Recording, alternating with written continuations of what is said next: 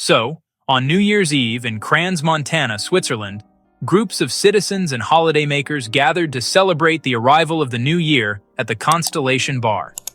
As you'd expect for a New Year's celebration, there was music, alcohol, champagne flowing, and people counting down to midnight, welcoming New Year's Day in what was meant to be a joyful, festive atmosphere.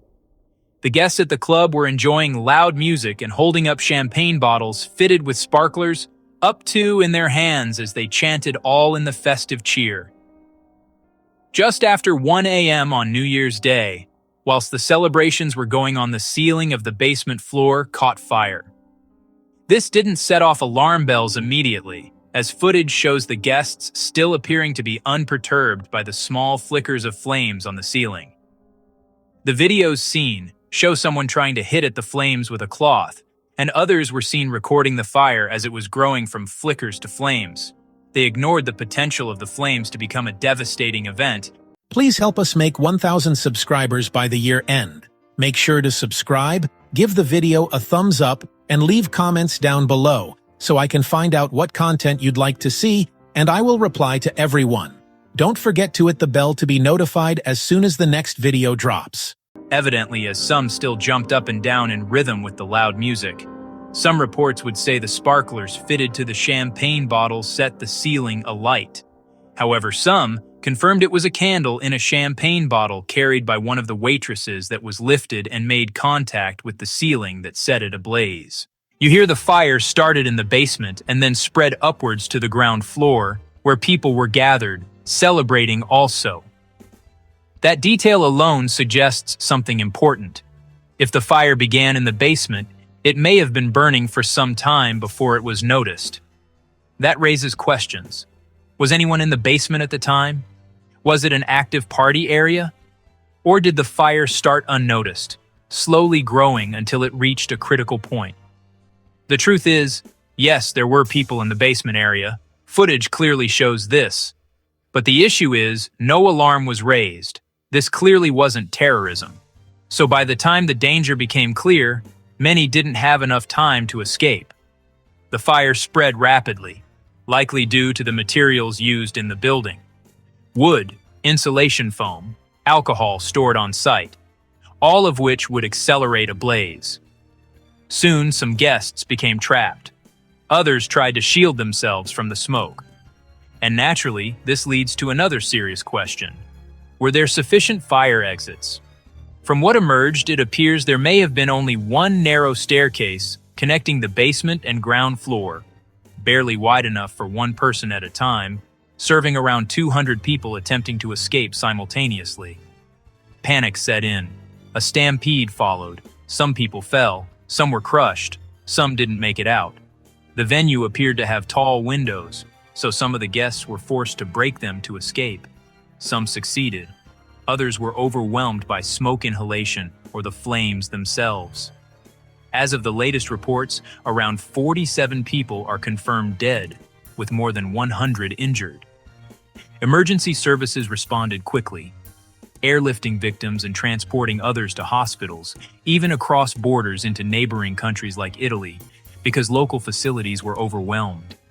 Investigations are now underway to determine exactly what happened and, more importantly, why. What's particularly disturbing is the live footage circulating online. In those videos, you can see people holding champagne bottles with sparklers, clearly part of the festive atmosphere. You can also see the ceiling catching fire. And what's chilling is that at first, people didn't react with urgency. Some continued dancing. Others recorded the flames on their phones. A few tried to put the fire out themselves, even using cloths, suggesting there were no fire extinguishers immediately available, no smoke detectors or fire alarms. This tells us something crucial. The danger was underestimated. Within minutes, reportedly less than 10, the fire became unbearable. The ceiling insulation foam, which was installed for soundproofing, ignited and spread flames rapidly. This type of material is extremely flammable. Once it catches fire, it creates what's known as a flash fire, sudden, intense, and deadly. There are conflicting reports about the initial ignition. Some witnesses say it was a sparkler in a champagne bottle. Others claim a candle was placed into a bottle by a waitress. Either way, open flames inside a crowded, low-ceilinged venue filled with flammable materials should never have been allowed without strict controls. And that leads to the bigger question. How was this venue allowed to operate like this? Party sparklers aren't new. They're commonly used in bars and restaurants worldwide, which makes this even more troubling. If sparklers had been used before without incident, then what changed? Was there a recent renovation? A refit using cheaper or more flammable materials? Was a proper fire risk assessment ever conducted? This venue has been here for many years, so it's not new to this, and importantly, would very much like been subject to health and safety regulations and controls. Any public venue should have multiple clearly marked fire exits, fire doors, smoke detectors and fire alarms, clearly visible fire extinguishers, trained staff who know how to respond immediately. From the footage and survivor accounts, it appears many of these safeguards may not have been in place, or were completely inadequate. To put this into perspective, in many workplaces, even a smoking electrical socket would trigger an immediate evacuation. Yet here, a ceiling was on fire, and the music continued. This wasn't just bad luck. This was a catastrophic failure of fire safety. Now, authorities are working to identify the victims, some of whom were burned beyond identification. Many young, tourists. One of the first confirmed deceased victims was a young Italian man who had crossed the border to celebrate New Year's Eve and never made it back home. Identification will be slow and painful. Some victims will require DNA testing.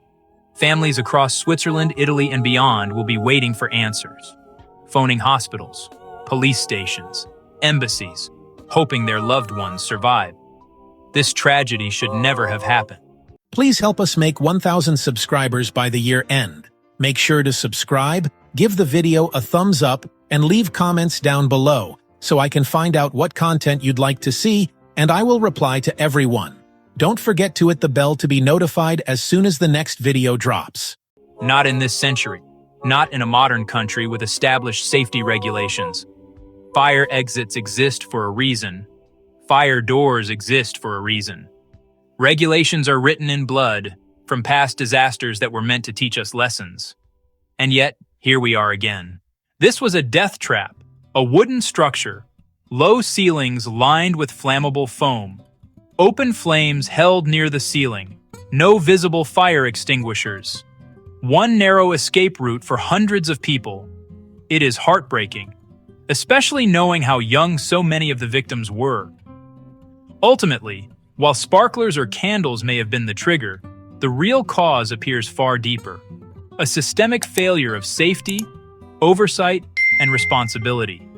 And that is what investigators must now confront. Because celebrations should never end in funerals. Never.